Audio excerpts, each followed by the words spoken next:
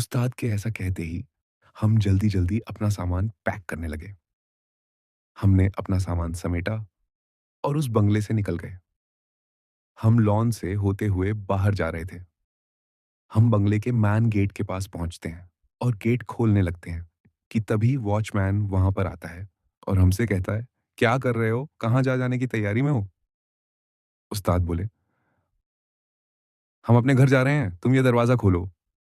Watchman बोला, "ऐसे कैसे चले जाओगे? अभी हमारा काम कहाँ पूरा हुआ है?" उस्ताद उसकी बातों से थोड़े हैरान होते हैं। उन्हें वॉचमैन की बातें अटपटी सी लग रही थी। इसने ये क्यों बोला कि उनका काम नहीं हुआ? उस्ताद फिर बोले, "देखो तुम ये गेट खोलो, हमें जाना है और रही काम की बात, वो मैं खुद अर्नब से बात कर लूँगा। तुम्हारा इन सब से कोई लेना-देना नहीं है। तुम अपने काम से काम रखो।" उस्ताद की बात सुन वॉचमैन गुस्से से हमसे कहने लगा, "ज़्यादा होशियार बन रहे हो, जितना कहा गया है उतना करो। जाओ अंदर और जब तक काम नहीं खत्म हो जाता, तब तक कोई कहीं नहीं जाएगा।" वॉचमैन के ऐसे बर्ताव से उस्ताद और हमें गुस्सा आ रहा था कि ऐसे कैसे बोल रहा है। हमारा मन होगा तब काम करेंगे और जब हम चाहें तब हम जाएंगे। ये कौन होता है हमें रोकने वाला? जब कई बार आराम से बात कहने पर भी उसने दरवाजा नहीं खोला, तो उस्ताद ने सीधे अर्नब से बात करने का सोचा और सीधे अर्नब को फोन मिला दिया। लेकिन उन्होंने फोन नहीं उठाया। जब चारों तरफ से कोई रास्ता नहीं दिखा, तो उस्ताद ने जबरदस्ती वहां से निकलने का सोचा और वो गेट को फांद कर वहां से निकलने लगे। जब वॉचमैन ने देखा कि ये यहां से भागने की फिराक में है, तो उसने अपने कुछ आदमियों को वहां बुलाया और हमें पकड़कर अंदर बंगले में ले गए।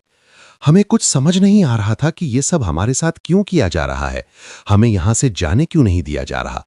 वॉचमैन अपने कुछ साथियों के साथ मिलकर हमें बंदी बना लिया था और उस बंगले के एक कमरे में बंद कर दिया था।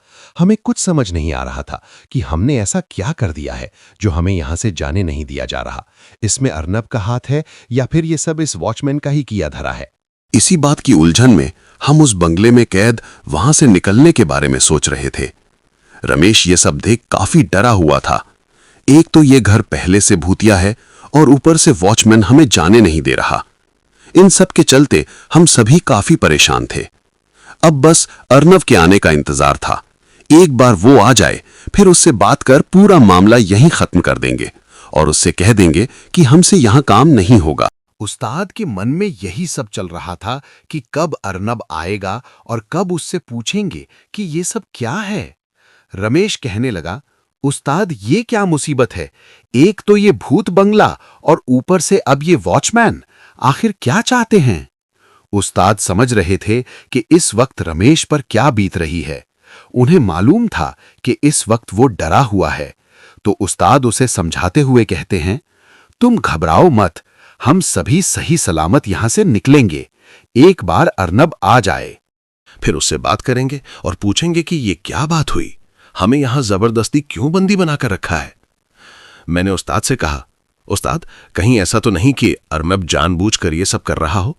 जरा सोचो, ये वॉचमैन अपने आप तो ऐसा करने से रहा। हो सकता है इसे ऐसा करने के लिए अर्नब ने कहा हो। आगे कहानी जारी रहेगी अगले भाग में।